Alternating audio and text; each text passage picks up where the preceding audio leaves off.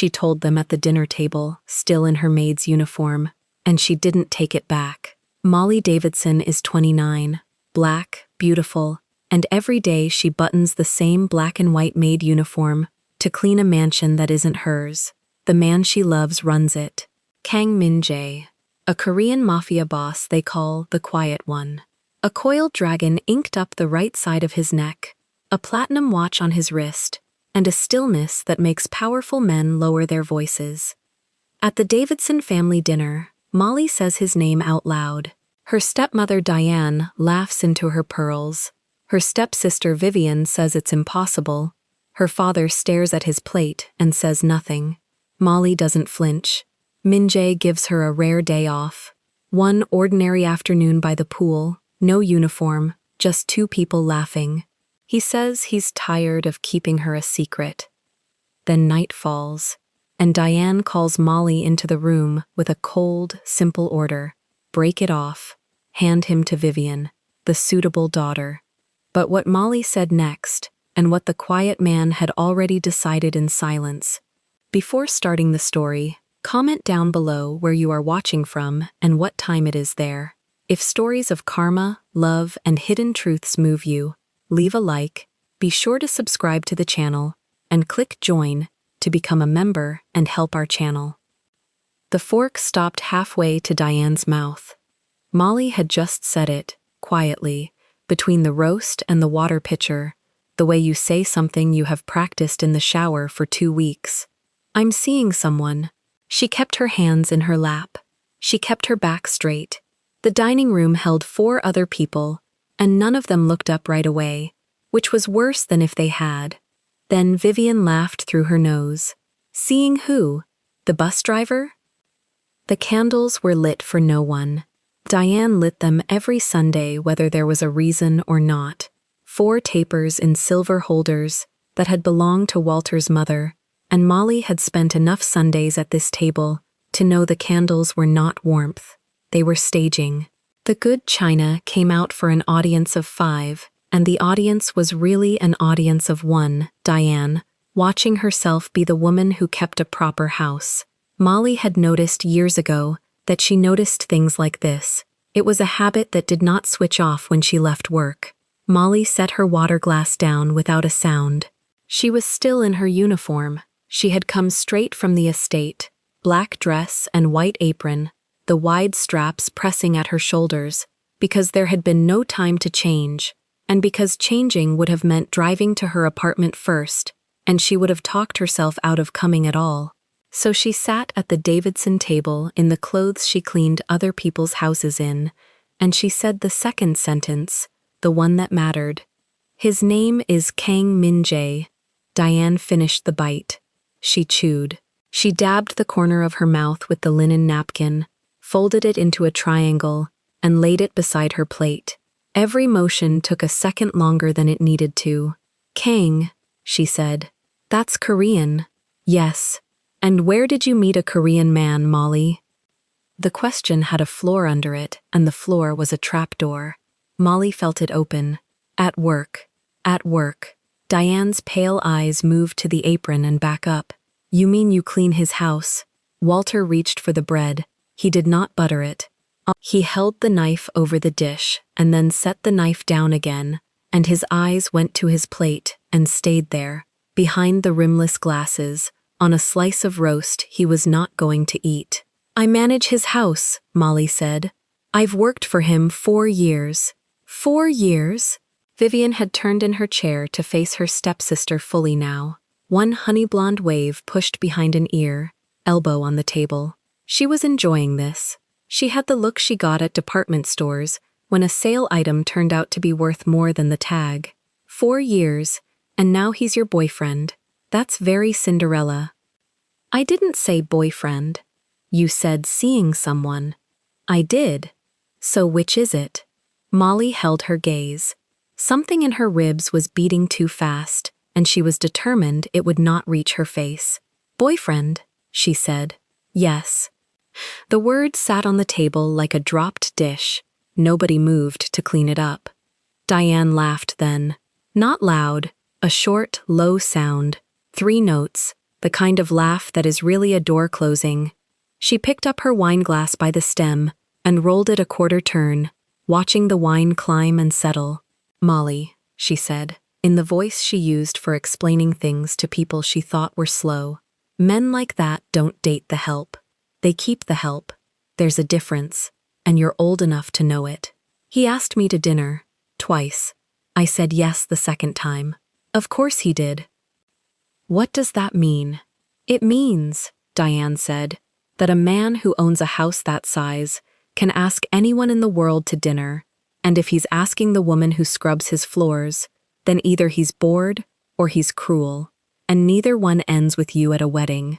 I'm saying this because no one else at this table will." Walter's shoulders came up half an inch. That was all. He had a way of almost speaking that used his whole body and produced no sound, and Molly had watched it her entire adult life, at parent conferences, at her mother's funeral, at every table where Diane held the knife. His mouth opened, his hand turned on the tablecloth, palm up, an old gesture, the beginning of a defense. Then Diane set her wineglass down with a small click, and his hand closed, and the moment folded shut like it had never started. Molly saw all of it. She would not look away from her father, and he would not look up at her, and that was the whole of their relationship in one held breath. "Dad," she said. He reached for the water this time, poured. The pitcher shook, a little, and a drop hit the cloth and spread into a gray coin. "Do you have anything to say?" "Your stepmother knows more about these things than I do," Walter said to the water. He had been a professor once, before Molly's time, a man who stood in front of rooms and was listened to. She had seen the photograph, back when the photograph still hung in the hall. Somewhere between that man and this one at the table, the listening had stopped, and he had traded it for quiet, and the quiet had become the only thing he knew how to give anyone. He gave it to her now, generously, a whole plate of it. There it was. Molly felt it land somewhere under the sternum, a familiar weight, worn smooth from handling. She had brought it up anyway. She had rehearsed the sentence in the shower, knowing this room, knowing this exact silence, and she had come and said it into the silence on purpose, because she was done letting the silence decide what was true. Vivian speared a piece of roast and chewed it slowly, watching. "What's he like?" she asked, and the question was not kind. It had a hook in it. "You're Mr. Kang. Is he old? Fat? There's got to be a catch. Rich men who chase maids usually have a catch.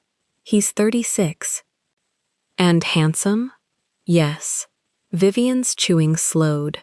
Molly saw the recalculation happen behind the wide hazel eyes, saw the sale tag being reread. "How rich?" Vivian said, not quite a question. "I don't ask him that." "But you know, you clean the house, you see the cars." Vivian leaned in. "How rich, Molly? It's not your business how rich. It's a little bit my business." Vivian smiled. "We're family." The word landed and did nothing. Family. Molly turned it over and set it back down. She had learned what the word meant in this house at 11 years old, 6 months after her mother died, and Walter married the woman across the table, when Diane had rearranged the pantry, and the photographs, and the seating, and, quietly, the rules. Molly got a smaller room. Vivian, 3 years younger, got the tutor and the piano and the summer camps. Molly got told she was lucky. She had said it to herself so many times as a girl that she'd almost believed it, standing in the smaller room, folding her own laundry, listening to the piano through the wall. She'd gotten good at folding. She'd gotten good at rooms that weren't hers. 4 years of managing a stranger's enormous house had been, in a way she never said out loud, the easiest work she'd ever done, because at least there she was paid for it. "Right," Molly said. "Family." Diane cut across it, smooth. "This is exactly the fantasy I'm trying to spare you," she said, turning back to Molly, warming to the role, the reasonable one, the only adult. "You've built a whole story, Handsome, young, wealthy, and he chose you. Do you hear how that sounds? Do you hear it from the outside? She spread her fingers on the tablecloth. Her pearls sat perfect against the dove-gray cashmere. Men like that have women flown to them. Women who model. Women who speak 3 languages and were raised knowing which fork to use. And you want me to believe he looked at the girl in the apron and thought, her, that one, I'll build my life around her. Molly listened to all of it without moving. She had heard versions of this speech her whole life, the one about knowing which fork to use, the one about the kind of woman a certain kind of man deserved, always delivered as concern, always with the pearls sitting perfect on the cashmere. She used to argue. In her 20s she had argued, loud, until her voice cracked, and Diane's face went smooth and pleased, because a cracked voice proved the point. She did not argue now. She had learned that the smooth, pleased face was the win Diane was fishing for, and she had stopped baiting the hook. She kept her hands folded. She kept her breathing even. On the inside of her wrist, hidden under the table, she pressed her thumbnail into the pad of her thumb, once, hard, an old trick, a way to keep the water out of her eyes. I didn't ask you to believe anything, Molly said. I told you because you're my family and I wanted you to hear it from me. Then hear this from me. It's going to end, and it's going to end badly, and when it does, you'll have thrown away 4 years of steady employment because you couldn't tell a paycheck from a proposal. The room was quiet. In the kitchen, a faucet ran and shut off. Somebody's phone buzzed against wood, once, and no one reached for it. Molly looked around the table. At Diane, upright and composed, the pale eyes cool and patient, certain she was being kind. At Vivian, recalculating, the hook still out, wondering now if there was something here worth taking. At her father, who had picked up his fork and was moving food from one side of the plate to the other, the picture of a man very busy with his dinner, a man who had said the only thing he was ever going to say. 4 years. She thought about the 4 years. Not the way Diane meant them. She thought about the first month in that enormous quiet house, learning where the light switches were, learning that the man who owned it came home at strange hours, and sat alone in a room the size of her whole apartment, and asked her, once, whether she'd eaten. She thought about the 2nd year, when she had noticed things while she worked. A name spoken twice on a phone call through a cracked door, a folder left on a desk, a man who came to the house smiling and left having taken something, and she had said, quietly, passing Minjae in the hall with an armful of linens, I wouldn't trust the one who smiles too much. She thought about the way he had stopped walking. She did not say any of that here. It was not theirs. You've gone quiet, Diane observed. Good. Think about it. I'm not taking it back, Molly said. Diane's brow moved, 1 small millimeter. I beg your pardon? Whatever you're waiting for me to say, I'm not saying it. I came here to tell you I'm with him. I've told you, I'm not going to sit here and let you talk me out of it, so we can all pretend I never said it. For the first time all evening, Diane was quiet for a beat she had not chosen. Vivian filled it.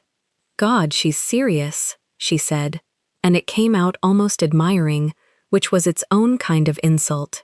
You're actually serious about this man. I am. Then bring him. Vivian sat back, arms crossed, a smile spreading that had teeth in it. New Year's. We do the party every year. You know that. Bring your Mr. Kang. Let's all meet him. Let's see this man who built his life around the girl in the apron. She flicked her eyes down the length of Molly's uniform and back up, slow, and let the silence do the rest. Something crossed Diane's face. Not agreement, calculation, the same look Vivian had worn a moment ago, mother and daughter running the same math. If the man was real, if the man was rich, if the man was handsome and 36, and owned the cars Molly wouldn't describe, then there were arrangements to consider that had nothing to do with sparing Molly anything. "Yes," Diane said slowly. "Bring him." Molly heard the shift. She was not a stupid woman. She had spent 4 years in the houses of people who thought staff had no ears, and she knew the sound of a room recalculating around money. An hour ago they had laughed at the bus driver. Now they wanted to meet him. The wound of it was old and specific. She had grown up in this house being weighed, being found light, and being weighed again the instant she looked like she might be worth something. She knew exactly what she was to them, and she had known it a long time. She stood up. The chair legs dragged on the floor, and the sound was loud in the quiet. She smoothed the apron down over the black dress, an automatic motion, 4 years deep, and she saw Diane's eyes track the gesture and file it away as proof of everything she'd said. "Sit down, Molly. We haven't had dessert. I have an early morning." "Cleaning his house," Vivian said sweetly. "Managing his house." She picked up her small clutch from beside the plate. Her hands were steady now. The fast thing in her ribs had gone still somewhere in the last 2 minutes, the way it always did once the worst of a thing was already out in the open and could not be worse. "Thank you for dinner." Walter looked up then. Finally, his sad gray-brown eyes found her over the rimless glasses, and there was something in them, some struggle, some almost. "Molly," he said. "Sweetheart." She waited. She gave him the whole length of the room to say the next thing. He said, "Drive safe. It's dark." She nodded once. She had gotten exactly what she came expecting, which is a mercy of a kind, the not being surprised. "Good night, Dad." She walked out through the front hall, past the framed photographs on the wall that had been rearranged years ago so that her mother no longer appeared in any of them, past the coat closet, out the heavy front door into the cold. She did not slam it. Slamming it would have told them they'd reached her. On the front step, she stopped and breathed. The Davidson house glowed behind her, warm windows, dinner still on the table, 3 people already talking about her, in a lower voice than they'd used to her face. She could feel it happening at her back like heat from a stove. Her phone was in the clutch. She took it out. One text, waiting, sent 40 minutes ago while she'd been rehearsing courage over roast beef. From Min Jae. She had a name for him in her phone that no one at that table would ever guess, and under it 3 words, no punctuation, the way he wrote everything, spare, like he was paying by the letter. "Did you tell them?" She stood on the cold step in her apron and looked at the 3 words for a long moment. Behind her, muffled through the door, Vivian's laugh went up again, bright and pleased, the sound of a plan being made. Molly's thumb moved over the glass. "I told them everything." She sent it. Then she went down the steps toward her car, and she did not look back at the windows, and for the first time in her life she had said a true thing at that table, and left it standing on the table behind her, undefended and unretracted, hers. The gate at the estate opened before Molly reached it. Someone inside had been watching the road. She drove up the long curve of pale gravel and parked where she always parked, in the same spot she used every morning she came here to work, and the habit of it steadied her hands.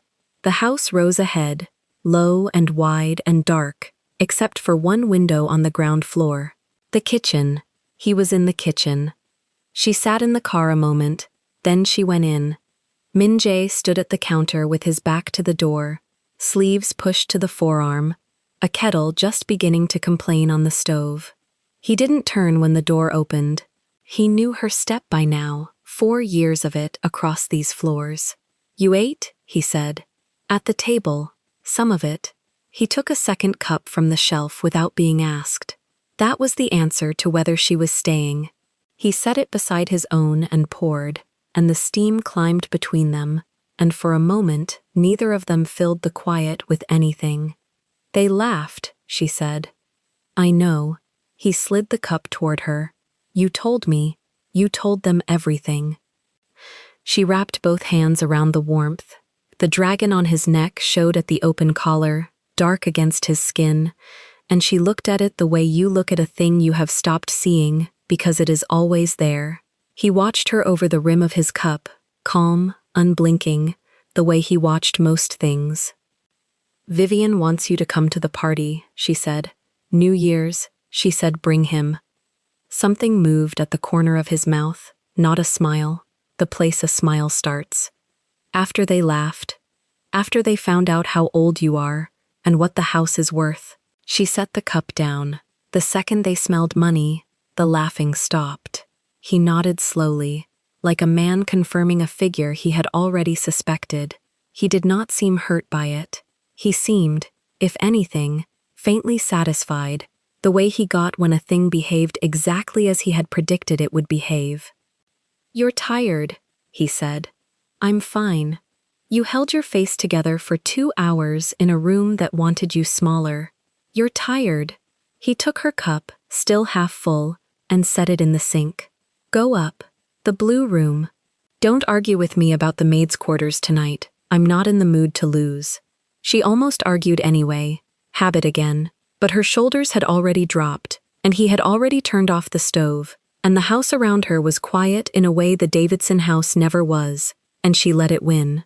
She slept 9 hours. She had not slept 9 hours in years. When she came down, the light was already high and gold across the kitchen floor, and Min-jae was sitting at the long table with 2 phones face down in front of him and a third turned off entirely. He pushed a plate toward the chair across from him. Eggs, rice, something with sesame he'd clearly made himself, badly, with love. Sit, he said. You're not working today. She stayed standing. There's the West Hall. The windows haven't been done since. You're not working today, he said again, and this time he said it the way he said things to men who worked for him, the flat, quiet version, the one that ended conversations. Then his voice softened back down. Sit, eat the eggs. They're terrible. I made them myself. She sat. She ate the eggs. They were terrible. She told him so, and he laughed. One short, surprised sound, and she felt it land somewhere under her ribs and stay there. A day off, she said. You've never given me a day off. I've given you plenty. You've given me days I didn't have to clean. That's not the same thing. She pointed the fork at him. On those days I still counted the linens and reordered the pantry, and once I reorganized your entire study while you were in Seoul. That was you? Everything was in the wrong drawer. It offended me. I couldn't find my own passport for a week. It was under P. He looked at her for a long moment. The morning light caught the amber in her eyes, and he seemed to lose his place in whatever he'd been about to say. Then he stood and held out his hand across the table, palm up, the way a man does when he has decided something. Come outside, he said. It's warm for once. We'll sit by the water and do nothing, and you'll hate it for an hour, and then you'll like it. They went out to the pool. She had cleaned the tiles around it 100 times on her knees and had never once sat at its edge, and now she took off her shoes and put her feet in the cold blue of it, and something in her chest unlocked a notch she hadn't known was locked.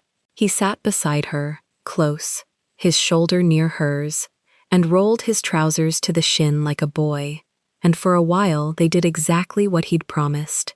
Nothing. The water threw light up under his jaw. A bird went across the far end of the garden and came back. You never ask me for anything, he said, after a while. I ask you for the good vinegar. You keep buying the cheap one. I mean it. He wasn't smiling now. 4 years. You've watched money move through this house that would frighten most men. You've watched people come to this door and leave without their confidence, and you've never once asked me for a thing that was for you. She looked at the water. It's your house. It's my house. He picked up a fallen leaf from the tile and turned it in his fingers. 2 years ago, you stopped me in the hall. You had a rag in your hand and dust on your knee, and you told me not to trust the one who smiles too much. Molly went still. I almost didn't stop walking, he said. I did stop. You remember that. I stood there in the hall like a fool while a woman with a rag told me my accountant was smiling too much. He let the leaf fall to the surface of the pool and they both watched it turn. 3 weeks later, I found where the money was going. You saved me more that afternoon than most of the men I pay to save me. I just noticed things, she said. When you clean a house, you see who's nervous in it, who won't meet your eyes, who talks too fast in a room they think is empty, because the girl with the mop doesn't count. She turned her foot in the water. People say everything in front of a maid. She's furniture. You were never furniture in this house. I know that now. You knew it then, he said. You just didn't believe I knew it. She had no answer for that, so she gave him the truth instead. There was a man last spring. The one with the gold watch came 3 times. He kept looking at your study door when he thought no one saw. On the 3rd visit, I moved a chair so he couldn't stand where he liked to stand, and I watched his hands. She shrugged. His hands didn't match his mouth. I left you a note. The note under the desk lamp. Under the lamp. I moved a meeting because of that note. The meeting was a trap. He said it plainly, the way he said everything.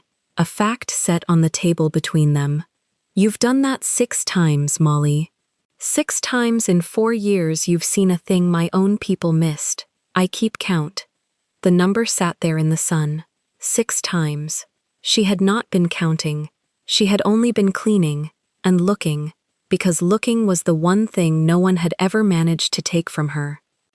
He turned to face her fully then, one knee up on the warm tile. I'm tired, he said, of keeping you a secret. She looked at him. Not tired of you, tired of the size of you being a thing I hide. His voice stayed low and even, but there was something under it now, something that had been waiting a while for the right morning. You come in the back, you leave before the men arrive. When people ask who runs the house, I say a woman, and I let them imagine some gray old thing with keys on a chain. And you let me do it. You've let me do it for a year, because you decided somewhere in your own head that being kept quiet was the most a woman like you was allowed. Min Jae, I'm not asking you to fix it today. I'm telling you I'm done with it. He picked her hand up off the tile and held it, and his hand was warm and dry and certain around hers. You told them at that table, in front of the ones who've spent 17 years making you small. You said my name and you didn't take it back. You heard about the taking it back part. You texted me. I told them everything. A muscle moved in his jaw. Do you know what I did when I read that? I stood in this garden in the dark and I was proud of you in a way I didn't have a word for. In Korean or English. I've been trying to find the word since last night. She laughed, wet, surprised. You've been out here all night, looking for a word? Some of the night. He almost smiled. The rest of it I spent deciding I would never let you go in through the back door again. The sun was full on them now. Somewhere in the house, one of the face-down phones buzzed against the table and he ignored it. And that alone told her more than the whole speech had, because Min Jae did not ignore phones. Men who ignored phones in his world ended up dead in ditches, and he'd told her that himself, once, at 3 in the morning, and here he was, letting one buzz itself to silence, with his eyes on her face. They stayed by the water until the light changed.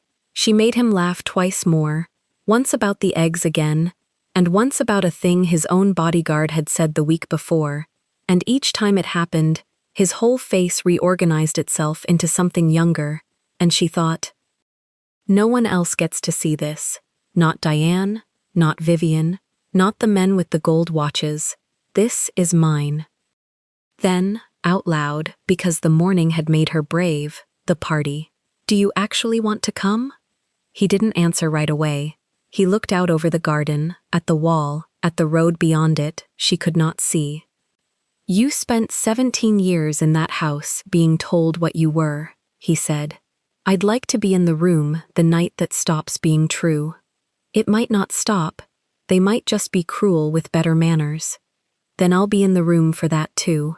He stood, and pulled her up by the hand he was still holding, and the two of them stood at the edge of the water in the high, clean light. But I don't think it'll go how they think it will.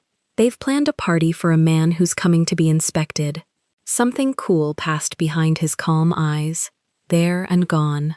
I'm not coming to be inspected. What are you coming to be? He looked at her for a long moment, and whatever he decided to keep it a little longer. Hungry, he said instead. Come inside, I'll make you something that isn't eggs. She let him lead her back across the tile, her shoes in her free hand, and for one whole afternoon, the Davidson table, and its 4 silver candles, and its practiced small cruelties, did not exist. He cooked, badly.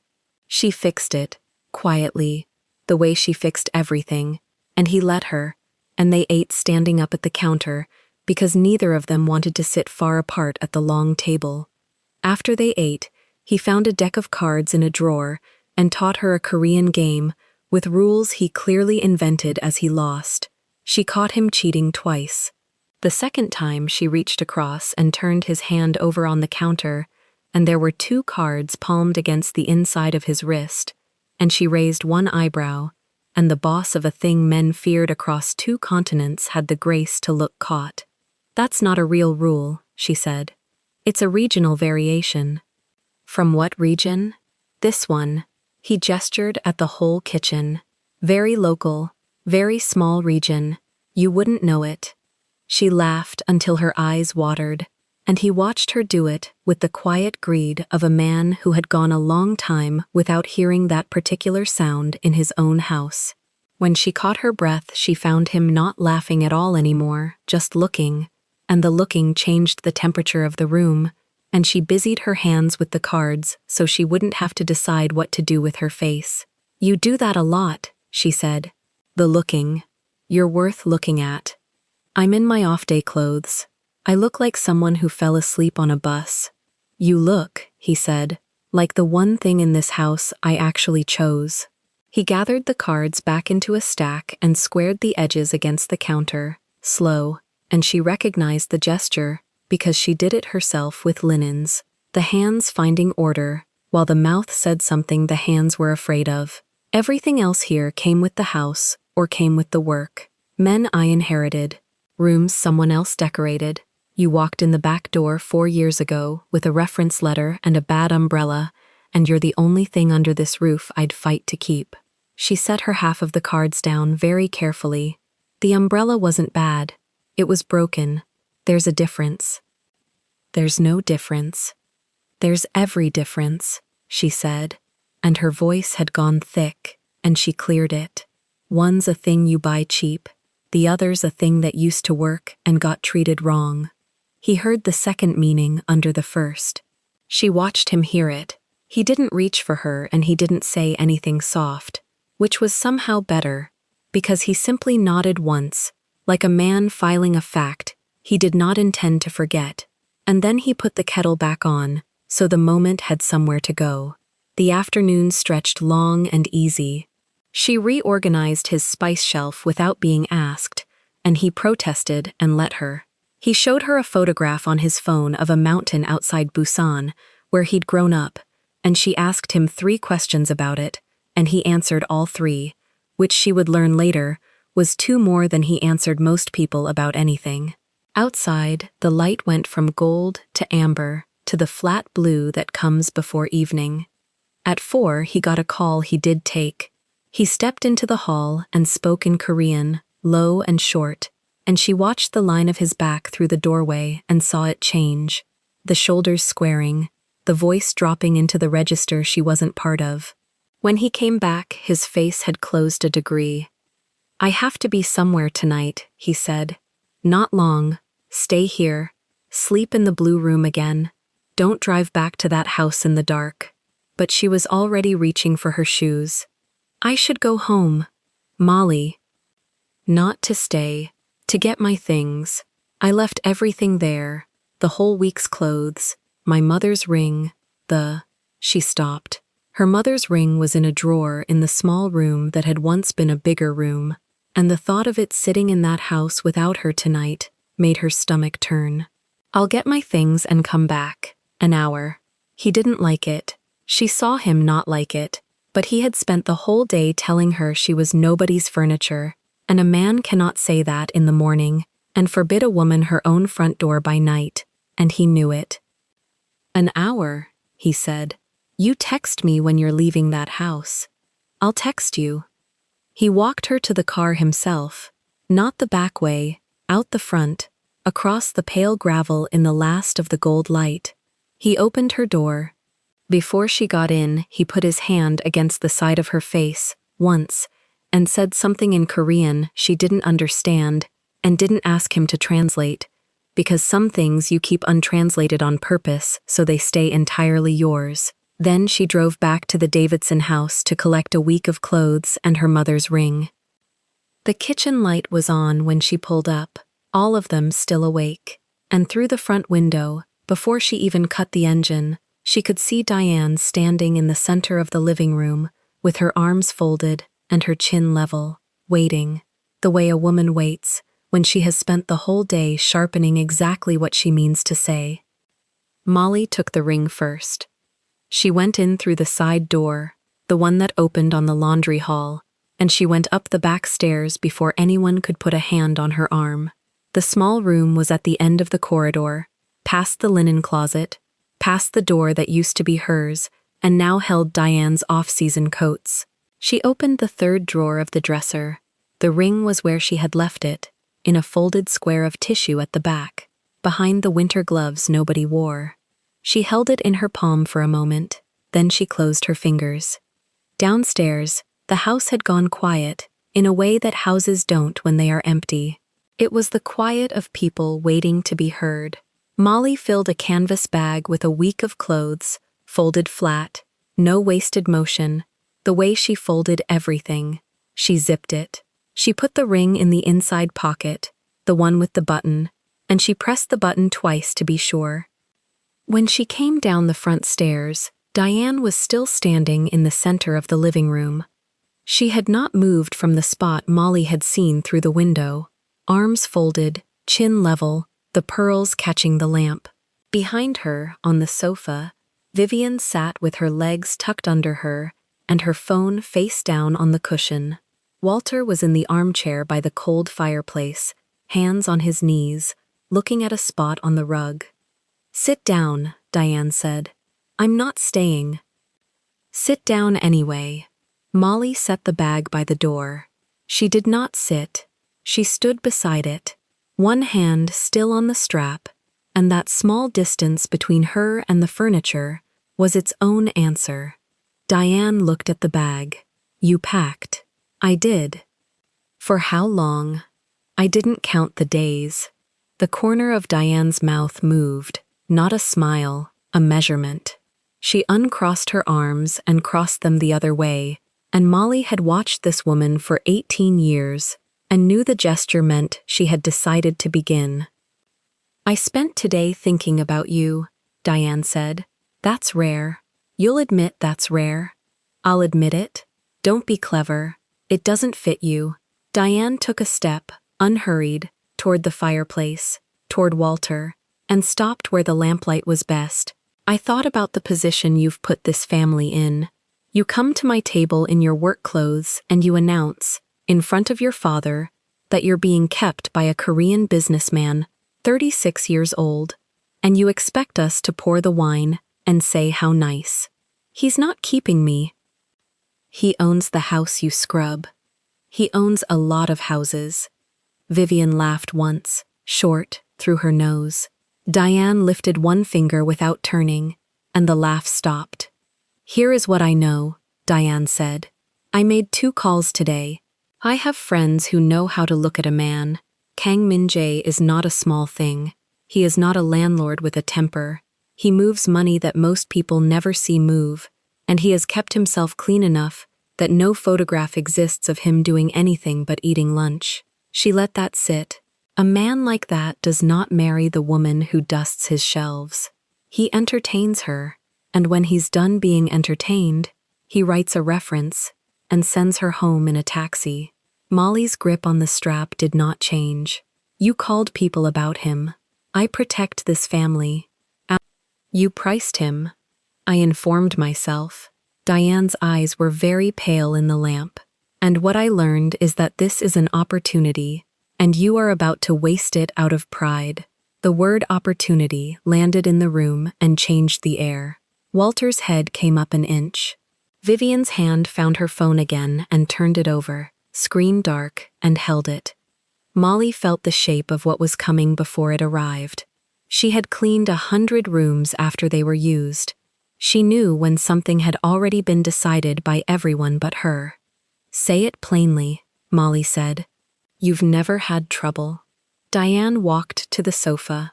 She sat down beside Vivian, close, and put one hand flat on her daughter's knee, and the picture composed itself the way portraits do, the mother and the pretty daughter, the pearls and the honey-blonde waves, arranged for viewing.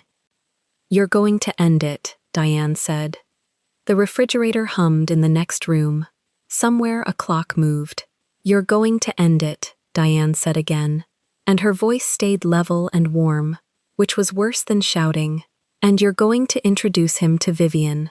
Properly, not as a rival, as a favor. You tell him the truth, that the woman who's been keeping his floors clean isn't what a man in his position should be seen with, and that there's a daughter in this family who was raised for exactly this, who speaks well, who photographs, who won't embarrass him at a table. Molly did not answer. The not answering was the only thing she trusted herself to do. Look at her, Diane said, and squeezed Vivian's knee. Look at what he'd be getting, and look at what he has. She let her eyes travel over Molly, the flat shoes, the plain sweater she'd changed into that morning at the estate, the canvas bag. Be honest with yourself for 1 minute in your life. Which one of you was built for that room?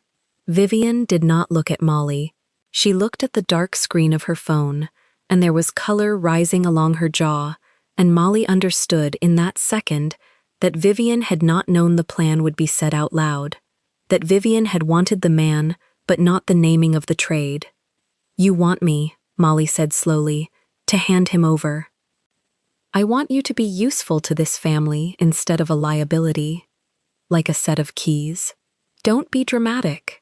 You want me to walk into his house, where I have worked for 4 years, and tell him he should take my stepsister instead of me. I want you to be realistic about who ends up in that house, Diane said, because it will not be you. It was never going to be you.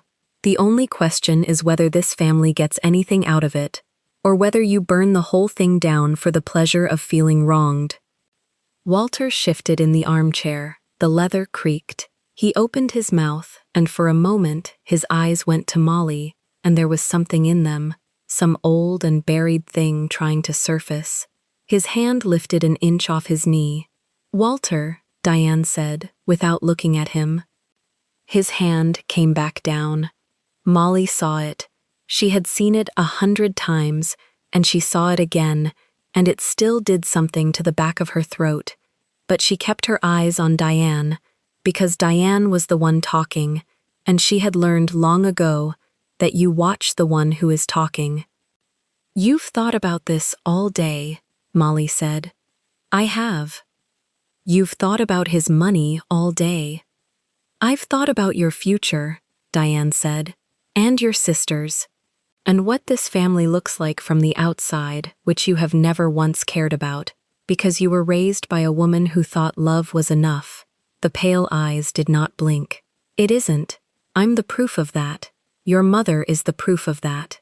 The room tilted very slightly. Molly's hand tightened on the strap until the canvas bit her palm, and she was glad of the bag, glad of something to hold, because the ring was inside it, and the ring was her mother's, and Diane had just used her mother as a knife. Don't, Molly said. It came out low. Don't what? Don't tell the truth? Don't talk about her. I'll talk about whatever serves this conversation. Diane took her hand off Vivian's knee and folded both hands in her lap, composed, patient, a woman who had all night. Your mother married for feeling, and she left you nothing but a drawer full of costume jewelry and a father who can't finish a sentence. I married for sense, and look which of us has a house. You married my father when he was too tired to say no. It was the first hard thing Molly had said, and it dropped into the room like a plate breaking. Vivian's head came up, Walter's did too, and Diane, for one instant, went perfectly still, the stillness of a woman recalculating, and then she smiled, and the smile was the most frightening thing in the room, because it meant she had found the fight interesting. "There she is," Diane said softly. "There's the girl who won't take it back at dinner. Good, then take this back with the same spine." She leaned forward. "End it. Give him to Vivian. Do it before New Year's, so that when he walks into this house, he walks in as her guest, and not your embarrassment. Do that, and you'll have done one useful thing for the people who raised you." "You didn't raise me. I fed you. You counted what you fed me." Diane's smile held, but something behind it cooled. "You think refusing me makes you noble. It makes you selfish. There is a difference between the two that you have never once been able to see." She gestured, a small flick of the fingers, taking in the room, the lamp, the cold fireplace, the pearls, all of it. "A selfish woman keeps a man she can't hold on to, just so no one else can have him. A useful woman looks at what's in front of her and gives the family the win. I'm asking you to be useful, once, and you're standing there with your little bag deciding you'd rather feel righteous." Molly looked at Vivian then, directly, for the first time. "Do you want this?" Molly said. Vivian's mouth opened. Nothing came out. Her hand was white around the phone. "She wants what's good for her," Diane answered. "I asked her. And I answered, because she's smart enough to let me." Diane's voice sharpened for the first time, a thin edge under the warmth. "Vivian understands the offer. Vivian understands that a man like that doesn't come twice. Don't turn to her looking for an ally. She was raised to know better than you." But Vivian would not lift her eyes. And in the not lifting, Molly saw the whole architecture of the thing, how it had been built for years, the tutor and the piano and the summer camps, all of it aimed at this one moment, this handoff, this arrangement of the pretty daughter in front of the money. And she saw that Vivian, who had wanted the man out of vanity, had not wanted to be told she was a chess piece any more than Molly wanted to be one. "He knows me," Molly said. She was not sure who she was saying it to. "He knows what I sound like when I lie. I've watched him watch other people lie." "Then don't lie," Diane said. "Tell him the truth. Tell him a maid isn't a wife. You don't know what he thinks a wife is. I know what men like him think. I've spent my life among the edges of it." Diane stood again, smoothing her slacks, unhurried, the way she did everything. And the standing was a kind of closing of the subject. "You have until New Year's. That's more than fair. You end it cleanly. You introduce your sister, and this family walks into the new year with something instead of a scandal. Or," she paused by the lamp, "or you keep your pride, and you keep your uniform, and you find out for yourself what I already know, that he sends you home when he's finished. And when he does, you won't have him, and you won't have us either, because I don't keep a place at my table for a girl who chose a man over her own blood." The word blood again. She used it like a card she kept turning over. Walter cleared his throat. Everyone looked at him. It was the loudest thing he had done all night. "Molly," he said. His voice was thin. "Your stepmother only wants—" "Don't." Molly did not raise her voice. She just said the word, and it stopped him as completely as Diane's hand ever had. "Not from you. Not tonight." Walter's mouth closed. His eyes went back to the rug, and Molly felt the old grief move through her, familiar as a floorboard she knew to step over. The grief of a father who reached for her only after the reaching cost nothing and changed nothing. Diane watched the exchange with satisfaction. "You see," she said gently, "even he knows I'm right. He just hasn't got the stomach to say it twice." "He hasn't got the stomach for anything," Molly said. "You made sure of that." "I gave him peace." You gave him a chair and told him to stay in it. For a moment, nobody spoke. The lamp buzzed. The clock in the hall marked the hour with a single soft note, and Molly counted it without meaning to, the way she counted everything. Diane came toward her then, slowly, until she was close enough that Molly could smell the powder and the faint sweetness of the sherry she took after dinner. Up close, her face was all angles, the tight jaw, the thin lips, the pale eyes that had learned long ago to show nothing they didn't choose to show. I'm going to say this once, quietly, so you understand it's not a threat, it's a fact, Diane said. You are 29 years old. You have no savings, because you send half of what he pays you to a father who won't look at you. You have no husband and no prospect of one except this, which isn't yours, it's a loan he'll call back.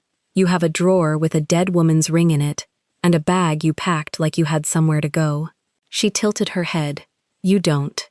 This is the only family you have, and I am offering you a way to stay inside it, instead of watching it from the cold. All you have to do is be reasonable. Give the man to the daughter who fits him, and keep your place here. Molly held the strap. She thought about the blue room and the 9 hours of sleep. She thought about a man in a kitchen offering a second cup without turning around. She thought about the word he'd said in Korean that she hadn't asked him to translate, and how she'd known anyway, the way you know weather. You called 2 people today to find out what he's worth, Molly said. Did you ever, in 18 years, call 1 person to find out what I'm worth? Diane's expression did not change. You're worth exactly what you can do for this family. Right now, that's one thing. Do it. Molly picked up the bag. She lifted it slowly, deliberately, and settled the strap on her shoulder, and the deliberateness was the loudest thing she could do without saying a word. Vivian watched her from the sofa. Walter watched the rug. Diane watched Molly's face, hunting it for the give, for the flicker that meant the argument had landed and would keep working overnight, the way her arguments always did, in the dark, when there was no one to hold the line but the girl who never had. Well, Diane said, you'll think about it. You always do. You'll be righteous tonight, and reasonable by morning. She turned back toward the lamp, already done, already certain, reaching to lower the flame. You know where the door is. You've always known where the door is. Just be sure which side of it you want to be on when the year turns. Molly stood there with the bag on her shoulder and her mother's ring buttoned against her ribs and the whole quiet weight of the house pressing down. 18 years of it. The smaller room and the counted meals and the photographs with one face missing, and she felt the answer rising in her, the real one, the one she had never once been allowed to say at this address. Her hand found the doorknob. She had not decided yet whether she would say it, or swallow it, or carry it out into the dark unspoken, the way she had carried everything else out of this house. But her fingers closed on the cold metal, and behind her, Diane was lowering the lamp, and the room was going dim, and Molly turned her head just enough to catch her stepmother's profile in the last of the light. And she opened her mouth. No. The word landed flat in the middle of the room. Molly's hand stayed on the knob, but she didn't open the door. She turned back to face them. Diane's smile held for a second longer than it should have. No. What? No to all of it. Molly let the bag slide off her shoulder and set it on the floor by her foot. Not a surrender, a placement. I'm not breaking up with him. I'm not handing him to Vivian. I'm not walking him through that door on New Year's like a gift, with her name on the tag. The lamp buzzed faintly in the quiet. Diane crossed to the sideboard and poured a finger of sherry, unhurried, as if the answer needed time to embarrass itself. You're tired. You drove twice tonight. Sleep on it. I don't need to sleep on it. You will. I won't. Molly's voice didn't rise. That was the strange part. The part Diane noticed first. The girl who used to press her thumbnail into her own skin to keep from crying wasn't pressing anything now. Her hands hung open at her sides. Vivian shifted on the sofa.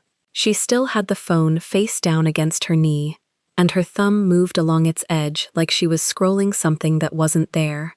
"This is embarrassing," she said, to the room, to no one. "Then leave," Molly said. Vivian's head came up. "Excuse me?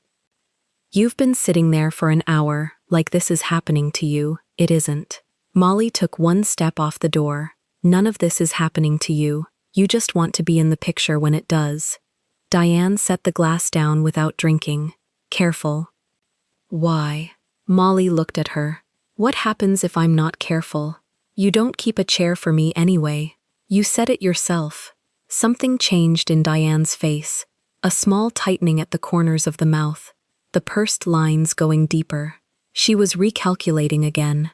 Molly had watched her do it at the dinner table 3 weeks ago when the word rich entered the conversation, and she watched her do it now, faster, colder. "You think this is strength," Diane said, "standing at my door with a bag of laundry, telling me no. Let me tell you what it is." She came around the sofa, unhurried, and stopped an arm's length away. "It's a tantrum with better posture." Molly held the look. "Maybe. A man like that doesn't marry the girl who scrubs his tile.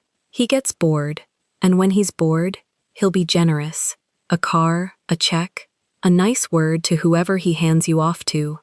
And you'll come back here with nothing, and I will be exactly where I am now, and you'll be older." Diane tilted her head. "I'm offering you the only version of this where you don't lose.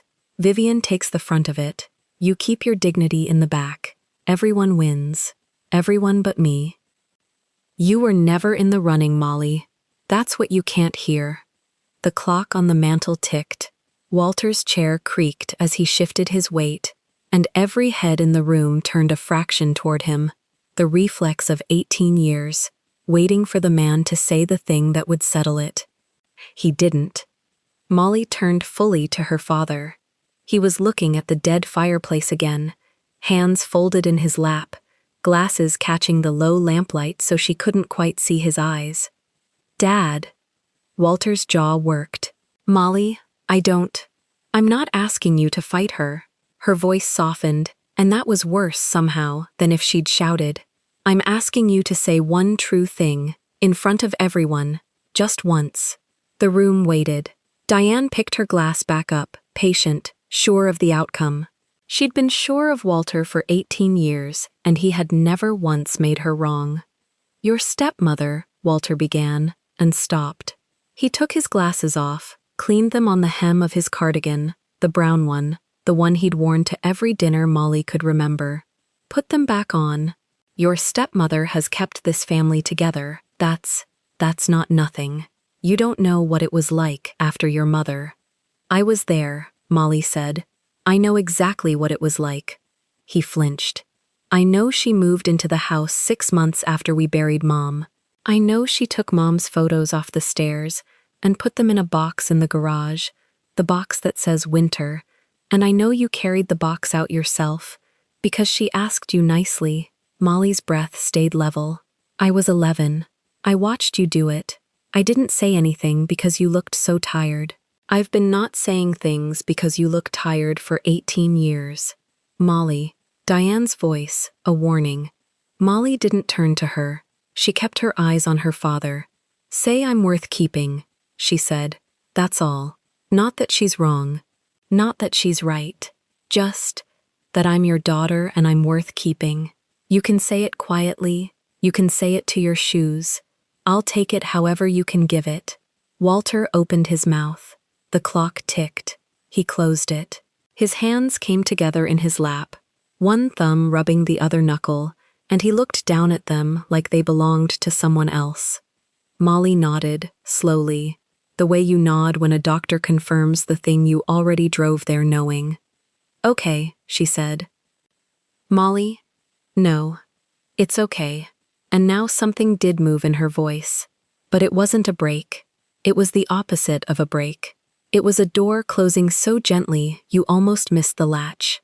"I used to think you were weak, all those years. I thought, he can't help it, he's just soft, Diane's louder than him, it's not his fault."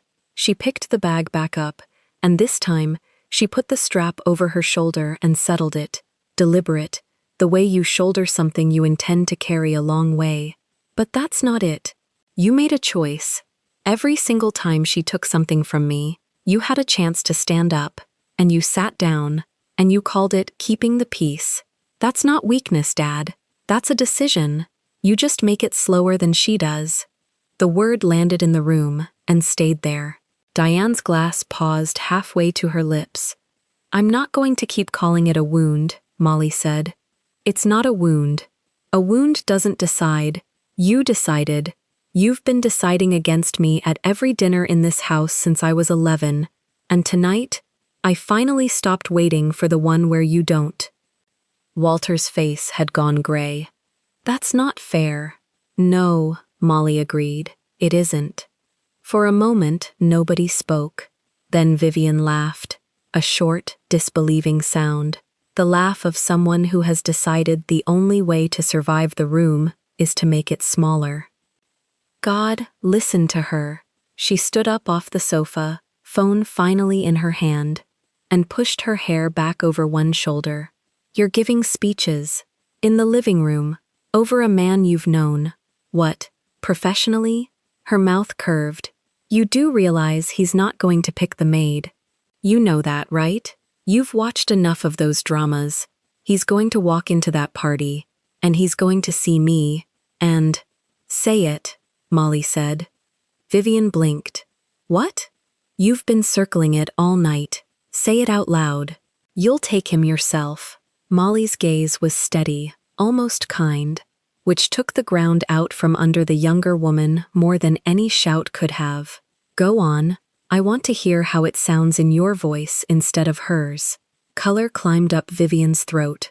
Diane had said it for her, 3 weeks ago and again tonight, but Diane saying it was strategy, Vivian saying it would be need, and everyone in the room would hear the difference. I could, Vivian said, too fast. If I wanted to, I could take him in an afternoon. Then take him. Molly almost smiled. But you have to actually want him, Vivian. Not the party, not the cars in the driveway, not the look on your mother's face when he calls you the suitable one. Him, and you don't. You've never wanted a single thing in your life that you'd have to be alone with when the guests go home. Vivian's hand tightened on the phone. You don't know anything about me. I made your bed for 2 summers when Diane's cleaner quit, Molly said. I know exactly how you sleep. Vivian's mouth opened and shut. She looked to her mother the way she'd looked to her mother at every hard moment of her 24 years, and for once, Diane wasn't looking back at her. Diane was looking at Molly, reading her the way she'd read the numbers over the phone that afternoon, trying to find the price. Sit down, Vivian, Diane said, without turning her head. Vivian sat. She sat fast, and hated that she sat, and the color in her face went from anger to something closer to shame. She put the phone in her lap and stared at the dark screen. She had wanted the man. She had wanted the driveway full of cars and the whole town knowing. She had not wanted to be told, in front of everyone, that she couldn't hold a thing once the guests went home. That part was true, and she knew it was true, and knowing it made her smaller in the sofa. The silence after that had a different quality. Diane set her glass down for the last time. Enough. She said it quietly, and the quiet was the dangerous part. You've had your night. You've said your things. Tomorrow you'll wake up and remember that everything you have runs through this house. The money you send your father. The room upstairs that's still yours. This family. All of it is a thing I let you keep, Molly. And I have been very patient about letting you keep it while you play house with a Korean gangster who thinks you're a novelty. She stepped closer. So, here's the last version I'll offer. Break it off. Bring him to Vivian. And I'll pretend tonight didn't happen. Refuse, and you can take your bag, and your dead mother's ring, and whatever speech you have left, and you can go be his secret, in the back of that big house, until he's done with you. And when he's done, because he will be done, do not come knocking on this door. There won't be a chair. Molly looked at her for a long moment. She thought about the ring in the buttoned pocket of the bag on her shoulder, wrapped in its square of handkerchief, the one thing in this house that had ever been hers without a condition attached. Her mother had married for feeling and left a drawer of costume jewelry and a husband who couldn't finish a sentence. Diane had said that tonight, like it was the end of an argument. Standing here now, Molly understood it was the opposite. Her mother had left her the only thing in the room worth leaving with. "You keep saying he'll get tired of me," Molly said. "You've said it 3 ways in an hour. A car, a check, a cab with a reference letter." She shifted the strap higher. "You know how I know you're wrong? Because it's the only thing you can imagine a rich man doing with a woman who cleans his floors. You've never once thought about what it means that in 4 years he never did it. That should have told you something. It told me everything." Diane's jaw tightened. "There was never a chair," Molly said. "You just kept letting me stand near the table so I'd keep paying for the food." She turned to the door. "Molly," Walter's voice cracked from the chair. "Where are you going to go?" She stopped with her hand on the knob. She didn't turn around this time. Behind her she could feel the 3 of them. Diane rigid by the sideboard, Vivian frozen with the phone in her fist, her father half risen from the chair and not fully up, caught in the exact posture he'd lived his whole life in, halfway to standing. "Somewhere they opened the front door for me," she said. She opened the door. The cold came in around her ankles, out past the porch. The driveway was dark, her car where she'd left it, the neighbors' lights off, the whole quiet street asleep. She stepped out and pulled the door shut behind her. Not a slam, just a click. The same gentle latch she'd given her own decision minutes before, and the sound of it seemed louder than a slam would have been. She stood on the porch for 1 breath. 2. The porch where she'd read his text 3 weeks ago, the same cold biting the same way. Then she went down the steps and got in the car and sat with her hands on the wheel, not starting it yet. Her phone was in the cup holder. She picked it up. No new message. She'd left him at 4 o'clock heading out to something in Korean, and she didn't know if he was back. Didn't know if he was still out in whatever the night had been for him. Didn't know anything except the shape of the house behind her, getting smaller in the mirror the second she pulled away. She typed with 1 thumb. "Left them. Coming to you." She looked at it. "Deleted coming to you. Left them." She sent, and put the phone back in the cup holder, because he didn't need the second sentence to know what the first one meant. Then she started the car. The dashboard glowed. 12 degrees outside, the little readout said. She turned the heat on and didn't feel it. She backed out of the driveway slow, headlights sweeping across the front of the house, across the window where she could still see them. 3 figures who hadn't moved, arranged around a room they thought was the whole world. The phone buzzed once against the cup holder before she reached the end of the street. She didn't look at it until the stop sign. Red light on her face in the dark. She turned the screen up. Gates open. 2 words, no punctuation, the way he always wrote. She read it twice, the way she'd read the note in the envelope, the way she read everything that mattered, and then she set the phone down and put both hands back on the wheel. She drove toward the open gate. Behind her, in the house with the 4 silver candlesticks, and the box in the garage marked winter, and the chair that had never been hers, the lamp still burned in the front window. Walter was standing now, all the way up, finally, too late, the way he did everything, with his hand pressed flat against the cold glass, watching 2 red taillights get smaller, and then turn, and then be gone. He said something. Nobody in the room answered him. Molly didn't see it.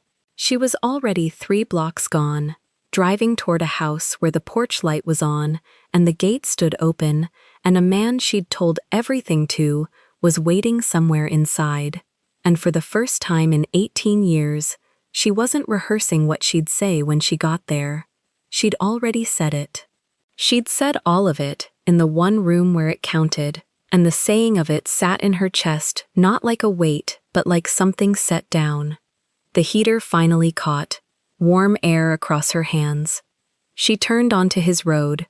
The trees closed over the car, and at the end of it, past the dark hedges, the gate stood open exactly the way he'd said.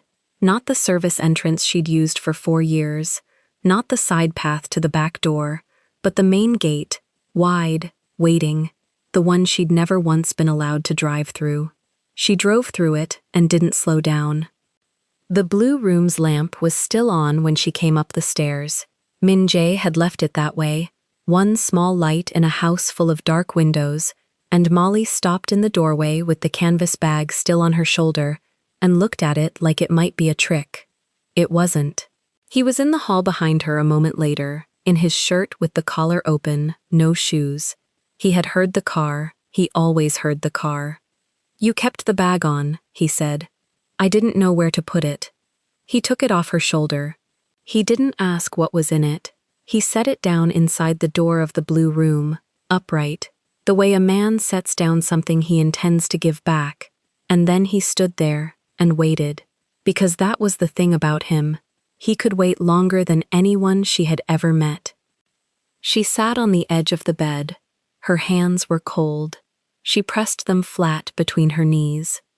"They wanted me to give you to Vivian," she said. The words came out smaller than they had felt in the car. In the car, they had been enormous.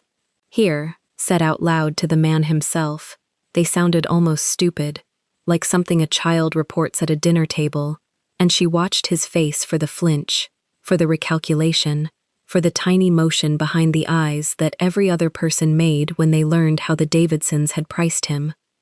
Nothing moved. "Say that again," he said, not sharp, level. "My stepmother, she told me to end it, to hand you to Vivian before New Year's, so you'd walk into that house as Vivian's guest instead of my embarrassment." Her throat did something. She pushed through it.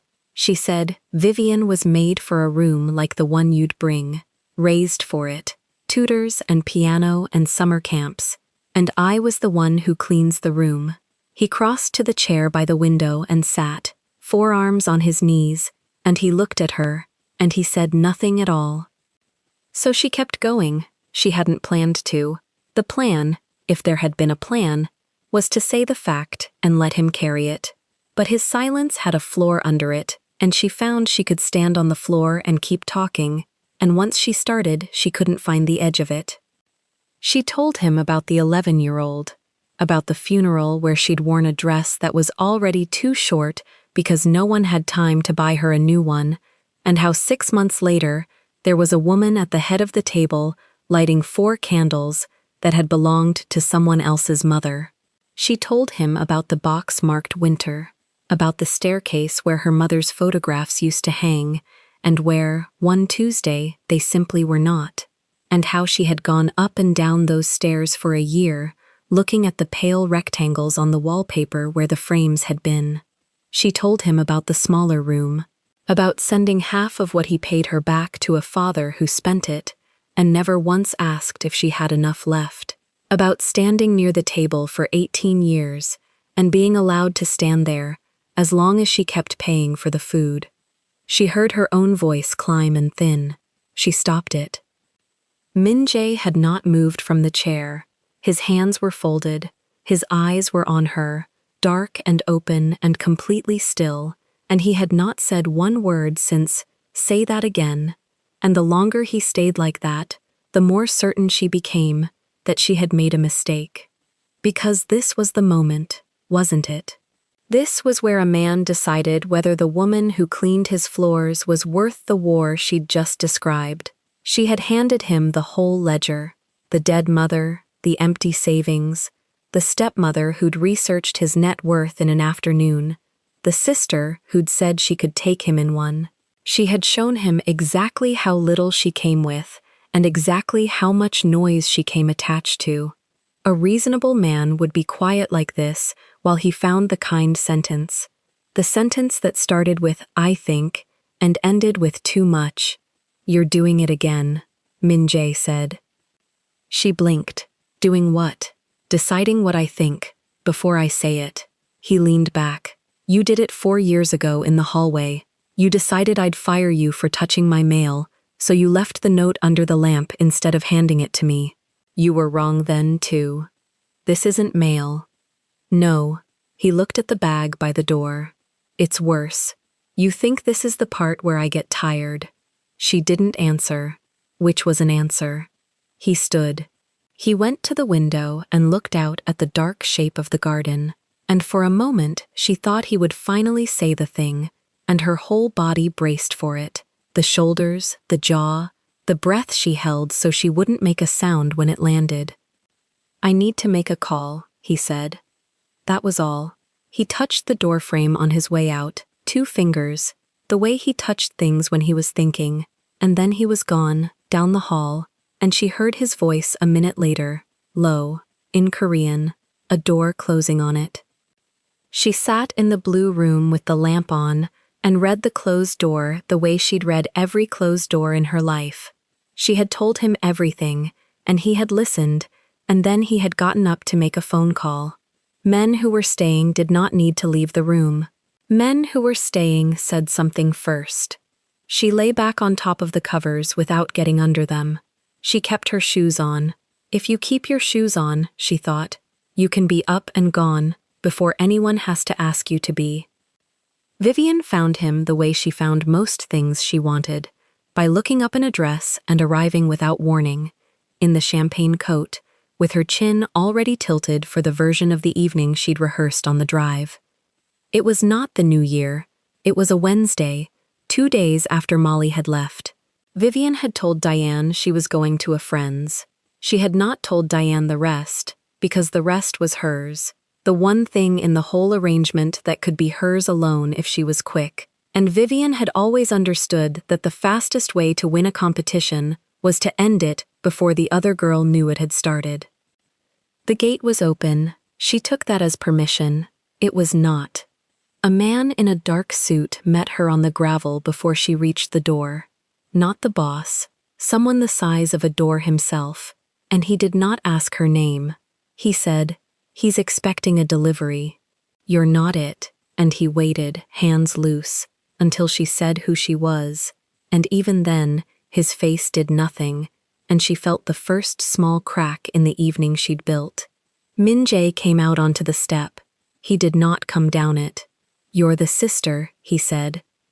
Vivian smiled the smile that worked. "Vivian, we haven't properly met.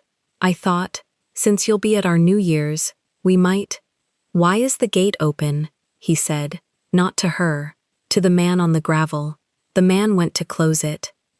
She kept the smile up through the sound of the gate rolling shut behind her, which was harder than it should have been. "I wanted to introduce myself," she said. "Before the party, Molly can be— she doesn't always show people the best side of a situation. I thought you might like to know there's more to our family than one bad dinner." He looked at her the way a man looks at a chair someone has left in a doorway, not unkind, just measuring how to get past it. "You drove here," he said, "to tell me you're the better one." "That's not." The smile slipped a half-inch. "I'm saying you have options, that's all. Options a man in your position might want to consider before he ties himself to someone who saw the man with the gold watch," Min Jae said. Vivian stopped. "You don't know that story," he said. "You don't know 6 of them. She never told you, because you were never someone she'd tell." He said it without heat. That was the part that reached her. There was no fight in it, no jealousy for her to work against. Nothing she could flirt or wound or negotiate. "You came to a house you've never been to, through a gate you weren't asked through, to offer me a trade she already refused to make. There's nothing here you can take. She isn't a thing I have. You've all made that same mistake." "She's the help," Vivian said, and heard how it sounded the instant it was out, thin and mean, and 2 days too late. "She's the reason I'm not in prison, or dead, or poorer," he said. "You're the daughter who was raised for a room. She's the one who noticed who was standing in it." He turned to go back inside. "Drive safe, it's dark." The phrase landed on Vivian without weight. She had no way to know it was her father's, the only sentence Walter Davidson could ever finish, handed back to her now from a stranger's mouth, like a coin returned because it wasn't worth keeping. She stood on the gravel while the door closed, in a coat that had cost more than the man on the gravel made in a week, and for the first time in her life she could not find the angle. There wasn't one. He had not been available to lose. He had never been on the board at all. She got back in her car. She sat with her hands on the wheel. Then she drove back down the closed drive, and the man opened the gate exactly wide enough to let her out, and not 1 inch as an invitation to return. Molly heard the second car and thought, for one lurching moment, that it was for her, that Diane had come, or that Min Jae had called someone to take her home, the delivery she was no longer the point of. She went to the window of the blue room. She saw taillights going away, not coming. She saw nothing else. She did not know who it had been. She would not know for weeks. She lay back down. Min Jae came back near 2 in the morning. She was awake. She had been awake the whole time, on top of the covers, shoes on, listening to the house the way she'd listened to it for 4 years, for footsteps, for the tell of a mood, for the moment she'd be needed or dismissed. He knocked. He had never knocked on a door in this house. It was his house. "You're on top of the blankets," he said, from the doorway. "I wasn't tired. You have your shoes on." She looked at them. She didn't have a good answer, and he was a man who noticed when you didn't have one, so she gave him the true one instead. In case. In case of what? In case you'd changed your mind, and it was easier to be already dressed for it. He came in and sat on the end of the bed, near her feet, and he was quiet again. And this time, she made herself hold the quiet instead of filling it, because she had filled it once tonight with her whole childhood, and it hadn't bought her anything she could see. "When you talk," he said finally, "I stop talking. That's not the same as leaving. It feels the same, from this side. I know how it feels from your side. You told me, 18 years of a man at a table who chose the peace over you every single time you needed a word." He said it back to her almost exactly, the way she'd said it in the car of her own head, and she realized he'd been keeping every piece of it, filing it, while she was reading his face for the exit. "So when I go quiet, you hear him. I understand that, but I'm not deciding whether you're worth it. I decided that a long time ago, in a hallway, with a broken umbrella and a reference letter. Then say something. When I'm falling apart, say one thing." He thought about it. He was a man who answered questions after he'd actually answered them, and she had learned to wait through the gap. "I don't have the word," he said. "There's one in Korean. There isn't one in English. I've been looking for it since Sunday." He almost smiled. "When I have it, I'll say it. Until then, I'd rather be quiet next to you than loud and wrong." It should have been enough. Part of her knew it was, in fact, more than anyone had ever offered her across a dark room. But the 11-year-old on the stairs had learned a lesson deeper than any sentence could reach. And the lesson was this: the ones who go quiet are practicing the goodbye. She had watched her father go quiet for 18 years, and every silence had been a small abandonment, wearing a calm face. "I'm going to close my eyes," she said. "You don't have to stay. I know I don't have to." He stayed. He didn't touch her. He sat at the end of the bed with his back against the footboard and his eyes open in the dark, and at some point she stopped listening for the door and started listening for his breathing, and somewhere in there she went under. She woke once, near dawn. He was still there. His head had tipped back against the wall, and his eyes were closed, and his hands were folded on his knee.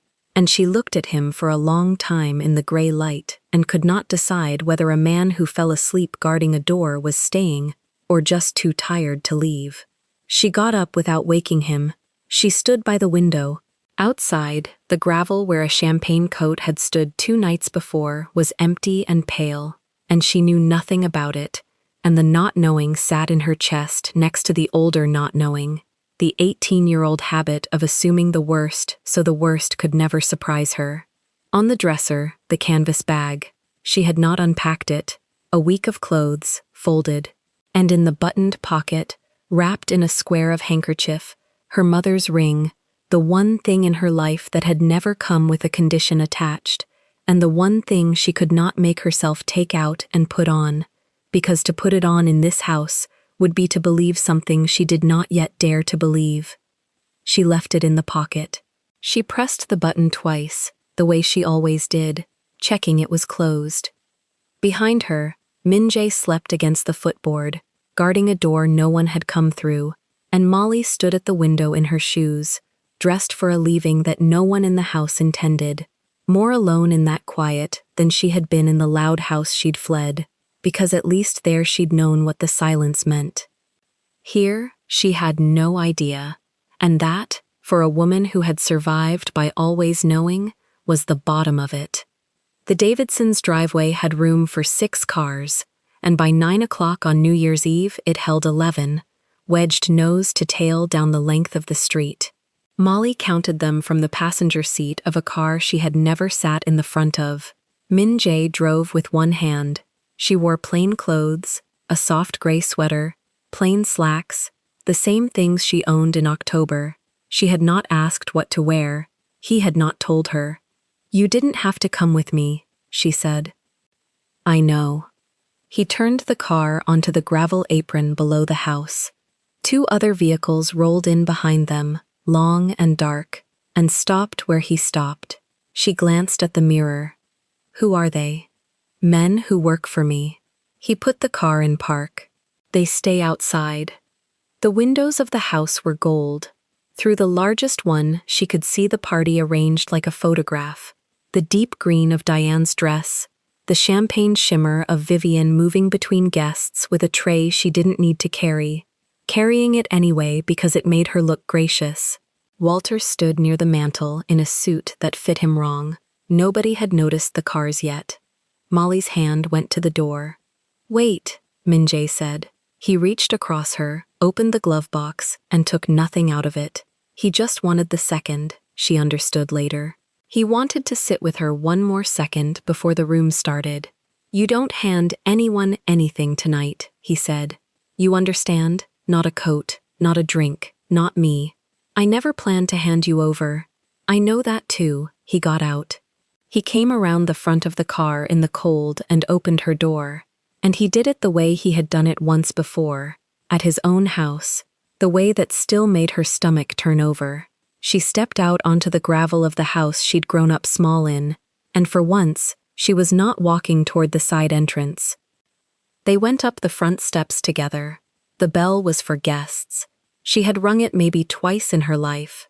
Min-jae pressed it and stepped back, and they waited like people who had been invited, which, technically, weeks ago, at a dinner table, they had been. Vivian opened the door. The tray was still in her hand. She looked at Molly first, and there was a half-second where her face arranged a small cruelty, a line about the sweater maybe, or the plain slacks. Then she looked to the left, at the man standing one step down, and the line died on her mouth before it reached sound. "You," she said. "Good evening," Min-jae said. Behind Vivian, the party kept going for another moment. A laugh, the clink of glass, a woman saying something about the roads. Then a few heads turned toward the open door and the cold coming in, and the room began to notice him, the way a room notices the one thing in it that doesn't belong to the price bracket of everything else. Diane crossed the floor fast. "Molly!" She said the name like a correction. Her eyes were already past her daughter, already on the guest, doing the math Molly had watched her do at the dinner table weeks ago, converting him back into an asset. "You came, and you brought." The smile switched on. "You must be Mr. Kang." "We've heard so." "Who decided," Min-jae said, "that she was going to give me to your other daughter?" The room heard it. Not all of it. Enough. Diane's smile held its shape for one more breath and then set, like something cooling. I'm sorry? You told her to end it. He didn't raise his voice. He never raised his voice. You told her to hand me across this room to a woman I have met one time, in my own driveway, when she came without an invitation, and I sent her home. He let that sit. Near the mantel, a glass stopped halfway to a mouth. You made a plan for me. I want to know who decided I was part of it. Vivian had gone the color of the wall. The tray dipped in her hand. Somewhere behind her, a guest murmured, "What did he say?" And another shushed them, because the whole point of the shush was to hear the next part. Diane recovered the way she always recovered, by taking the highest chair in the room and sitting in it.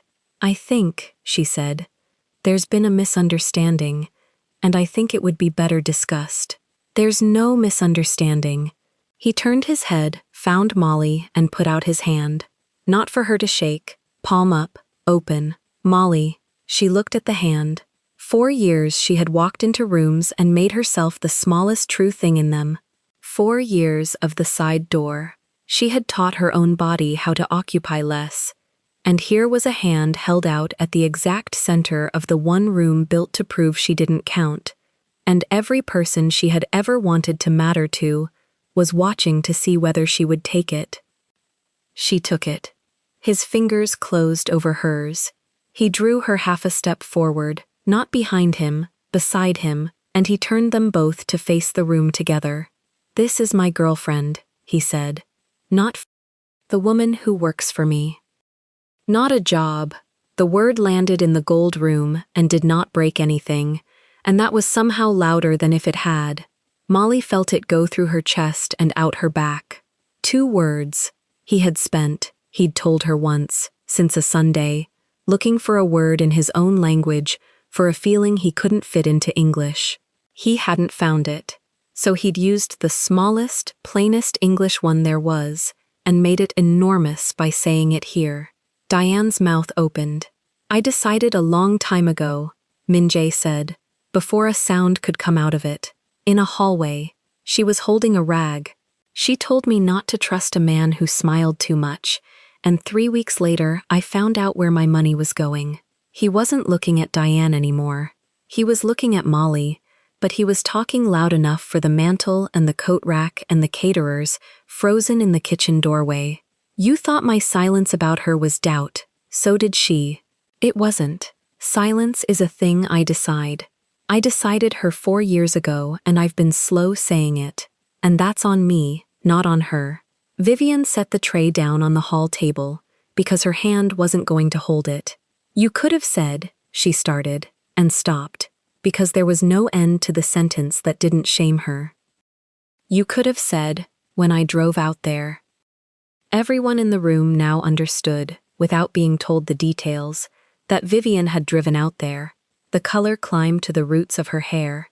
Molly watched her stepsister realize, publicly, in a dress the price of a used car, that she had never once been on the board, that the game had a table she'd never been seated at.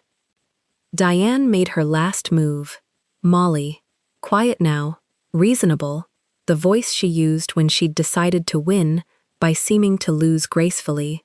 "This is lovely." "It is. But you understand, this is a private family matter, and Mr. Kang can't possibly." "He asked you a question," Molly said. The room turned to her. Her own voice, steady. "You asked me to hand him to Vivian before tonight," Molly said, "so he'd walk in as her guest, and not my embarrassment. He walked in as neither. He walked in as mine." She didn't look at her father. Not yet. "You spent one afternoon on 2 phone calls finding out what he was worth. You never once found out what I was." Walter had come off the mantel. He stood in the middle of his own living room in his badly fitting suit, and his hands were doing the thing his hands did, turning nothing over. His mouth worked. For 1 second Molly thought he might, finally, at 61, in front of 11 cars worth of guests, say the true thing. He said, "Molly, please, not here." "Not here," she repeated. She almost smiled. "You've been saying, not here." My whole life. There was never going to be a here for you. That's all right. I stopped waiting for it in the car. And that was the last thing she needed from him, which was nothing. Min Jae's thumb moved once across the back of her hand. A signal, small, private. Ready when you are. But he wasn't finished, and she felt him not be finished, felt him gather the room one more time. She's not coming back here, he said. I know that's not what any of you were worried about, so let me tell you what you should be worried about. He let go of Molly's hand, but only to reach into his coat, and every person in the room flinched at the motion, because of what he was, and what they'd read, and what he took out was a folded sheet of paper. He held it up. He didn't hand it to anyone. In 4 years, she saved my business 6 times, not by working for me, by seeing. A chair moved wrong, a man whose hands didn't match his mouth, a note under a lamp. Things the people I pay to notice did not notice. He unfolded the paper one crease. On Monday, she takes a management stake in one of my companies, a real one. Legal, filed, her name on it. Not because she's mine. He glanced at Diane. Because she's the best read on a room I have ever had, and I would be a fool to keep letting the woman who saw the trap wear an apron while she did it. Nobody spoke. The party had become an audience, and the audience had stopped pretending it wasn't one. A man near the window had his phone half out, and thought better of it. You had her cleaning your stairs, Min Jae said, to Diane, to Walter, to the whole assembled room of people who came every year to eat the food Molly's half-salary had helped keep on the table. For 18 years you had a woman who could look at a room and tell you which smile was going to cost you everything, and you used her to fold your laundry, and you told her she was lucky to stand near the table. He folded the paper back up and put it away. I'm going to marry her, if she'll have me. I haven't asked yet. I'm asking her, not you, and not tonight, and not in this room, but I wanted every person here to hear that the girl you told to hand me over is the reason I'm still standing to be handed. Diane's pearls sat at her throat like they were choking her a little. She had one card, and she played it because she was Diane, and she'd never in her life sat down while holding a card. And when he tires of you, she said, low, meant only for Molly. But the room was too quiet now. When the new wears off, where will you go then? Not this door. That's the part you never understood, Molly said. I was never trying to keep a door in this house. I was trying to find one house where somebody opened it for me before I knocked. She looked at Min Jae. I found it. The gate at his own house, the front gate, the one she'd never been allowed to use in 4 years, standing open the night she'd left them, and open every night since. Vivian was crying, quietly, in the way of a person crying about themselves, and not wanting anyone to name it. Nobody named it. Walter had sat down in the chair by the cold fireplace, the same chair, and he was looking at his daughter with an expression Molly had waited her whole childhood to see, and now felt nothing about, which was its own kind of ending. We're going, Min Jae said to her. Not an order. A door held open. Molly turned toward it. She stopped once, at the wall by the stairs, where the pale rectangles had been for 18 years, the ghosts of the frames of a woman nobody in this house would say the name of. Molly reached into the inside pocket of her bag, the one with the button, and she didn't take the ring out. She just pressed her thumb against the cloth-wrapped shape of it, once, the way she'd pressed the button twice, for years, to make sure a thing was still hers. Then she took it out. Her mother's ring. Cloth square, thin gold, the small stone gone slightly dull. She hadn't been able to put it on in a house where wearing it would mean believing in something. She wasn't in that house anymore. She slid it onto her finger in the front hall of the Davidsons, in front of all of them, and it fit the way it had always been going to fit, and she closed her hand. Good night, she said, to the room, to none of them. Min Jae opened the front door. The cold came in, and the gold light spilled out onto the steps, where the guests' expensive cars sat cooling, and the two of them walked down together, past the men who worked for him and stayed outside, to a car she now sat in the front of. Behind them, the party did not restart. It stood in its gold window and watched the taillights find the street, and for the first time in 18 years, the house on the hill was the smaller thing, and knew it. Molly looked at the ring on her hand in the light of the dashboard. 12 degrees, the readout said, the same as the night she'd left. She didn't feel it. You said you hadn't found the word, she said. The Korean one, for the feeling. Min Jae pulled onto the road toward his gate. The open one, the one that was hers now too. I stopped looking, he said. I used yours. Which one? Girlfriend. He almost smiled, the way he almost did, for now. She turned the ring once around her finger and watched the dark road open in front of the headlights, going forward, only forward, toward a house where the front door was already unlocked and the lamp in the blue room was already lit, left burning by a man who had decided, a long time ago, in a hallway, with a broken umbrella and a letter of reference, that she was the one thing under that roof he would keep the light on for. She let the seat hold her weight. For the first time in her life, she didn't sit near the table. She was going home to one. If you want to watch all the stories without any ads and also get access to bonus scenes, extended epilogues, and exclusive spicy chapters, head over to our Patreon. Scan the QR code on the screen. The link is in the description or in the pinned comment. See you there. If this story moved you, stop for a moment and reflect. Have you ever loved someone your own family called beneath them and kept your head high anyway?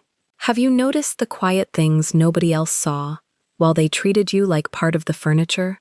And when someone chose silence in the moment you needed defending, did you finally name it for what it was? Tell us your experiences and feelings in the comments. We read them all. And if you believe in stories about dignity, loyalty, and karma, leave a like, be sure to subscribe to the channel, and click join to become a part of our community and help the channel